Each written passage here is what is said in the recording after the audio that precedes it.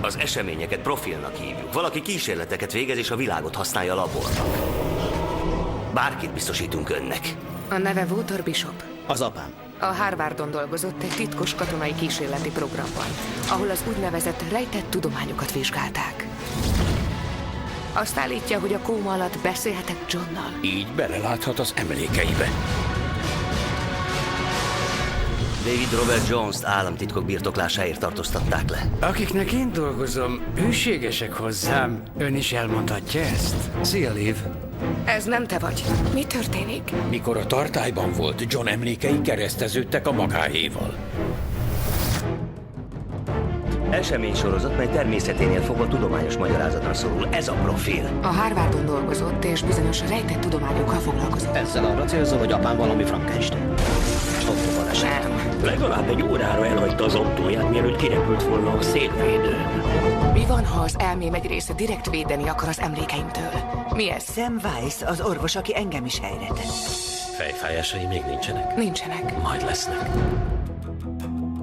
Bizonyítékunk van arra, hogy William Bellnek köze lehet jó néhány biológiai támadáshoz. Ha kell, az egész világot felkutatom utána. Csak hogy ő nem ezen a világon van. Már vártam erre a találkozásra. Ki maga?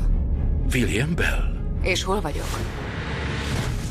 Mondtak valamit. Ki? Azt már nem tudom, de nagyon fontos volt valamit, ami velem kapcsolatos. Volt ő szerint egy alakváltó katona, aki egy másik univerzumból jött. És ha nem is akarok ezekre emlékezni? A célszemély megbízik bennem. Továbbra is úgy hiszi, hogy a társa vagyok. Ölje meg!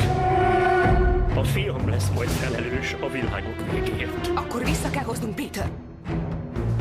Ennek a technológiának teljesen egyértelmű üzenete van. Ez William terve, de mi nem építettük meg. Peter veszélyben van, és nem maradhat oda hát. Nekünk nem áll módunkban átmenni, de önnek igen.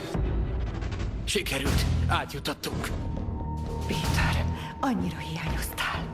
Édesapád örül majd, ezt hagyta itt neked. Ők az emberei? Francis és Danem ügynök. Úgy tudom, épp egy rejtélyügyben járnak el. Így igaz, uram. Jó okon van feltételezni, hogy ezek a megszállók az életünkre törnek. Kutassák fel őket. Futás el innen, gyorsan! Állj! Szervusz, Olivia.